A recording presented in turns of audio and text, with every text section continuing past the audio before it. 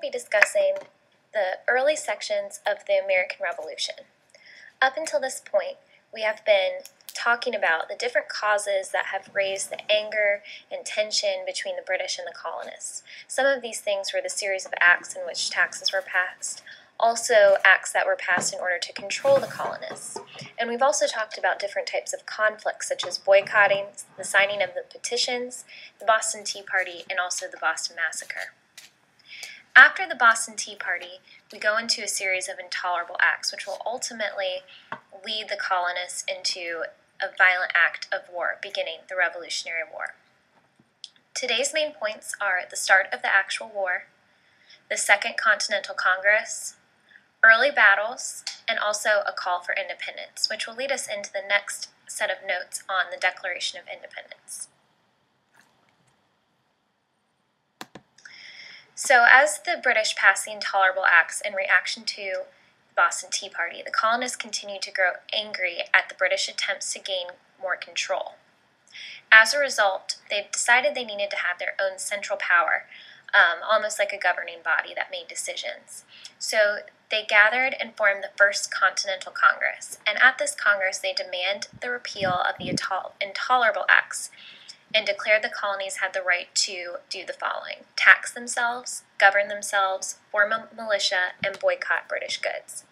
Up until this point, they were not allowed to do these things, and these four different factors, or rights, showed the British that they wanted to have their own separate group that was separate from the British. The British rejected and ignored the colonists' demands. They had no intention of giving in, and instead fought back with a stronger authority. In response to that, the colonists formed their own troops, known as the Minutemen.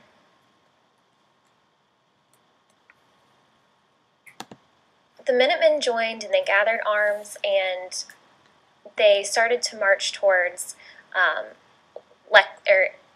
Concord, which is where Paul Revere had warned the colonists and the Minutemen that the British were coming to fight against them. So they ran out there. The British told them to turn back. They didn't really have the intention of starting a war right then and there, but from one side, no one knows for sure, a shot rang out. And as soon as that shot was fired, the fighting began. We're still unsure today which side it came from. That's up to historical interpretation and speculation. And that's something I'd like you to think about. Which side do you think fired that first shot? Was it the colonists? Was it a gun backfiring? Was it the British? Maybe it was a child in the distance. Maybe someone was hunting. We don't know.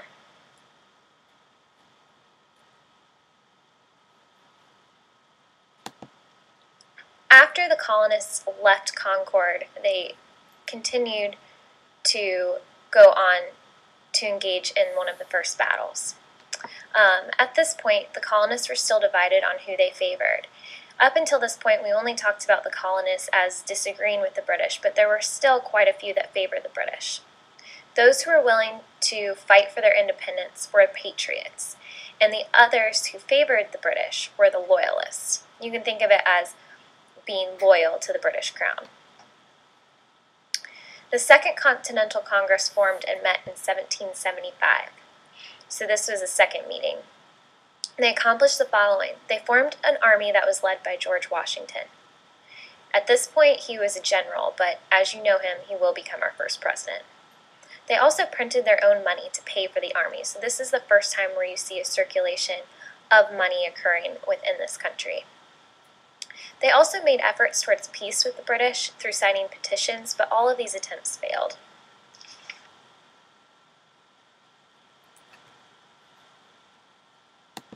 So what were some of the more important battles early on in the war?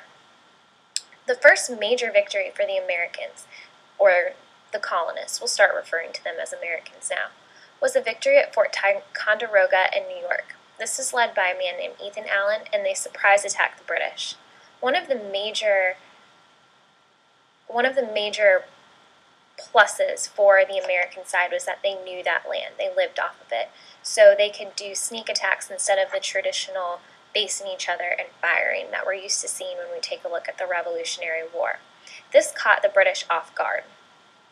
So this is a way that they were able to get a victory in Fort Ticonderoga. This battle was important because it controlled the main route to Canada and the Hudson River Valley. So they were able to block off the British troops at this point. Also, that fort had valuable weapons and especially cannons. So after they won that war, or that battle, the Americans were able to take over those certain materials, which would help them in the end.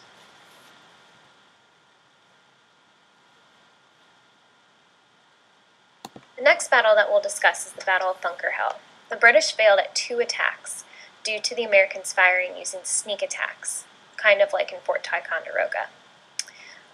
But the British succeeded in the 3rd battle because the Americans ran out of ammunition, so not very smart planning on this part. But they still lost over 1,000 soldiers. Although this wasn't a clear-cut win for either side, the Americans proved that they could fight in the war. The British thought since they were so powerful amongst the rest of the world that the Americans didn't stand a chance and this would be an easy fight. But after Bunker Hill, that proved them wrong.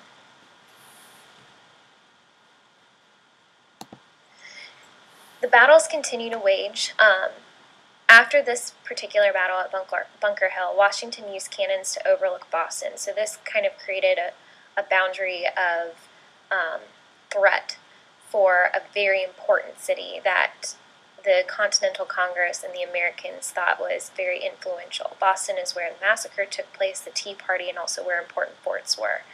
So Washington knew that even though that they were moving closer towards a victory, they still had a lot of battles to wage before winning the war.